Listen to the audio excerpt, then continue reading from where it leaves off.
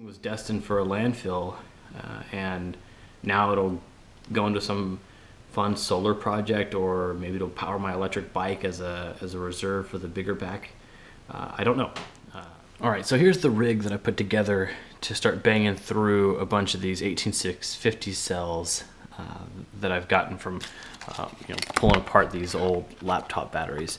And each one will have a series of these 18650 cells in them with its own built-in little battery management system, or battery management board.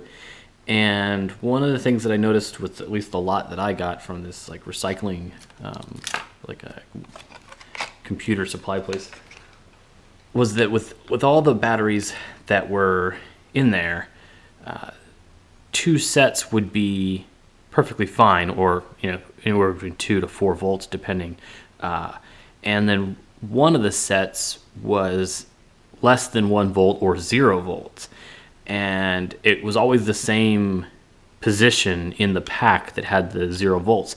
And so it got me thinking that they probably made an error in the engineering on these battery management boards, and had some sort of vampire circuit sucking a little bit of power off of just these 2 cells while the thing was in storage, or just being used all the time, who knows, and just put a lot of stress on those and eventually drop them down to 0. So the pack in total would never get the laptop to boot up, or allow some of the smarts that are in this circuit to bring it back up again from 0.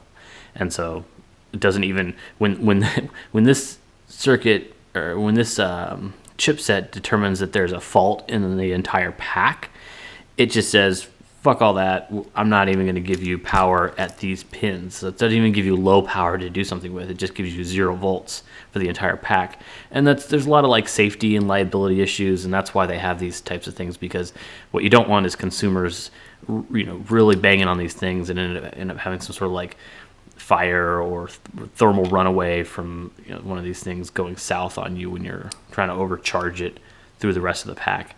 So anyways, yank all that out, take the 2 cells that are bad, put them in a bucket with other bad cells. Actually, here's a picture of the other boxes I'm binning up together. So the bins I'm doing are, or the buckets I'm putting these things into are 0 to 1 volt, 1 volt to 2 volts, and then anything over 2 volts goes into its own bucket. And then as I'm manually charging them up from 2 to 3 volts, whatever, the ones that are at 0 to 1 volts, I haven't even started messing with those yet. They're typically not going to recover in the same way that these guys are going to recover, and so I'm leaving them to the end in case I need more cells to fill out a pack for the project I'm working on, and I'll get to those eventually. But right now I'm just doing the ones that were 2 volts and higher. I'm manually charging them very slowly with like 10 milliamps, and then when it's taken that for a while, it seems like it's holding a charge, I'll bump it up to like 100 milliamps, which I think for these is like 0.1 C for a lot of these, assuming that they're 1,000 milliamps. And more than likely they were originally spec'd to be about 2,000 milliamps would be my guess per cell. And then once they've taken a basic bulk charge all the way up to 4.2 volts with as much current as they'll take, then I bring them over to this rig, which is balancing them. As you can see here, it's 4.19, 4.19. So this is actually earlier today when I plugged these all in. When I plugged all these in, they, some were like 4.1, 4.2, 4.1, they were just all over the place. And the battery balancer here is like one of those, what they call a 4-button RC battery balancer. They got a lot of different names. IMAX B6 is a popular one. But don't get too hung up on the name here, because the actual circuitry that's inside this guy has just been copied and sold, and in some cases sold under the same name, just lifted and stolen from somebody that actually made this thing and designed it. Someone else is just like, they're like, hell, I know how to silkscreen extruded aluminum boxes, let's do this, and they start cranking these things out under the same name. But anyways, works great. and it'll sit here and balance all these. And later I'll also use this. Once these are all balanced, I'm going to be putting them in a box over here, and then stacking them all up. Then going back later and checking to see if if they're holding 4.2 or at least evenly self-discharging. So there's gonna be some self-discharge, but I want to make sure that it's not wildly out of control. And so let's say I come back a week later and some of these are at like 3.6 volts and all the rest of them are still kind of hovering around 4 volts, and that's a bad cell. I'll pull it out of the population here and then deal with it later, or put it into a crappier project or something that's not as critical.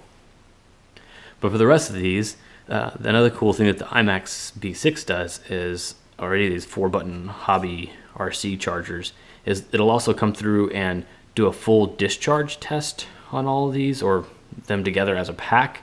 And so I've created a little pack here, run them over to the balancing leads, and I'll go into the menu settings here and tell it to discharge these, and that'll give me their capacity rating in a very easy to read numeric value. All right, so you get the idea. Just pile up a bunch of these cells like these, and then bang through them and bin them accordingly. So let's say that as I'm testing this, now that I'm thinking about it, I don't think I can actually get a milliamp reading per cell. I might have to come through here and discharge them one at a time. Also more time consuming, geez. So I'll have to come up with a better way to automate that. But suffice it to say that you'll want to get the milliamp rating per cell, and then a lot of people just write it right on the cell, and it's going to later be in a pack, so who cares? Or if you're worried about how pretty it looks, write it down in a notepad or something. You're going to want to get the milliamp rating per cell and then bin them based on, start grouping them together. Like let's say this one was 2200 milliamps, this one's 2018, 16. You'd start to, these two maybe would go together, and these two would go together if you want to have two big buckets. Or if you have a lot of cells, you start bucketing them even better. You could bucket them in little 100 milliamp buckets. Then once you got them bucketed, you can start to build packs that are with like-minded cells.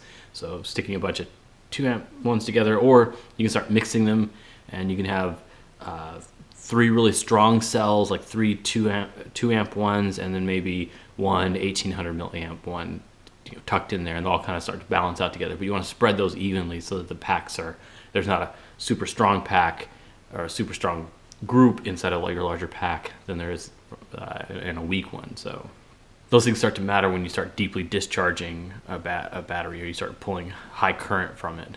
That stuff matters. So let me just swap out some batteries here and show you kind of what the setup's like. So I'm going to need 6 cells. So let's grab 6 of these. 2, 3. And we'll do a couple at a time, because I'm using magnets to hold them all together, so they're not just real quickly popping together, but I don't want them to start shorting against each other when I start taking them apart. So I like to do, actually let me stop this thing, stop. So I'll take this guy off, it's the most negative point, and I'll just start swapping out cells here. And the ones that are balanced and ready to go, they'll go into a separate box to be tested later for their discharge. Also, when you're doing this, be mindful of which sides are negative and which sides are positive. Fun stuff like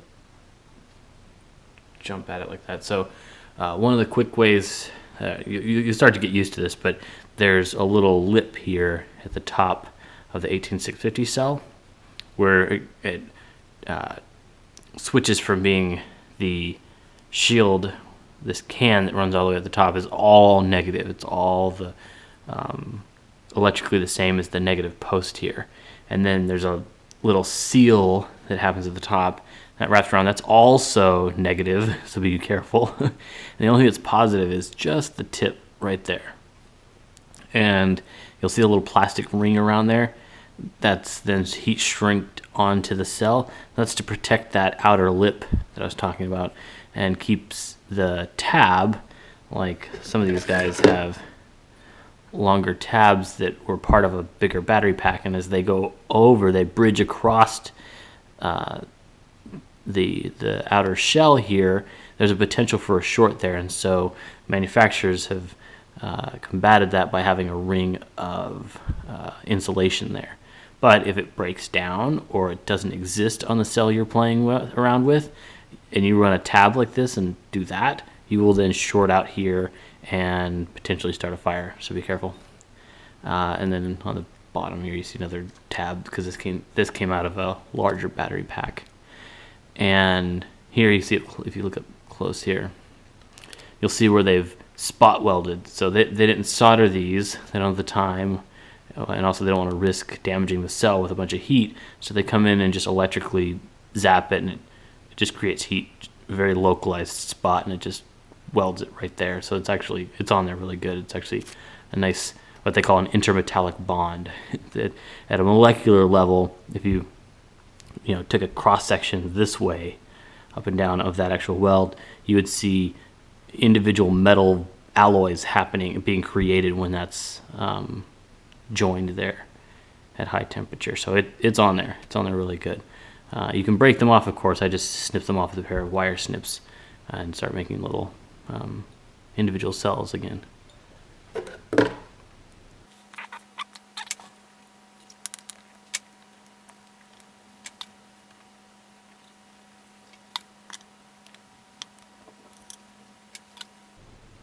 So to connect that one, it's got a sticker on it. You don't want to spend a lot of time making these look too pretty when you're pulling these packs apart, because you might have to disqualify one for some reason. And if you'd spend a bunch of time pulling all these little stickers off and pieces of tape and stuff, then it's just wasted man hours if you're going to throw that cell away because it can't be charged, or it doesn't hold a charge, or it has really shitty capacity. Okay, when you get that all situated, particularly your multimeter, come in here, you should have 0 volts. I do. You should have 4.2 or 4 volts. 8, 12, you see a trend here, 16, 21, and 25. And 25 is the overall cumulative voltage of all these cells. So then we use our cool guy charger here. I don't know if you guys can see that or not. There you go. Oh, those are actually pretty well balanced. Coming off of another charger that I have that does it in a very manual way. It doesn't have a lot of the same smarts that this charger has, but they're all dancing around here. Let's see, it'll back off in a second. And you just let that thing run for a little while. Come back in a few hours, go make a sandwich, drink another beer, and you'll have 6 more cells. Of course, for the pack I'm trying to build, I think I need about 60, so I gotta do this 10 plus times. Plus all the time to determine the current capacity of every single cell. It's a little time consuming, but for me, it's more of an exercise in understanding batteries, battery chemistry, how they behave, things that they do or don't do. And there's also a part of me that enjoys taking something that would have gone to the skip or the dumpster, something like one of these little battery packs off of some shitty ass IBM ThinkPad, Lenovo, whatever the fuck, Dell laptop, and breathing new life into it, giving it a purpose. So this thing was destined for a landfill, and now it'll go into some fun solar project, or maybe it'll power my electric bike as a reserve for the bigger pack. I don't know. I might make some of those car battery jumping things. I don't know what I'm going to do with these cells, but I like having them around.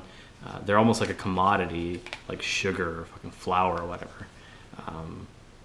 The uses for these things are endless. If you've got friends that are vaping or doing the e-cigarette silliness, these are cool little gifts for them. You find some of the highest capacity one you have, or the one that has the best discharge rate, and give it to them as a gift. They'll know what to do with it, especially if they're geeky vapors.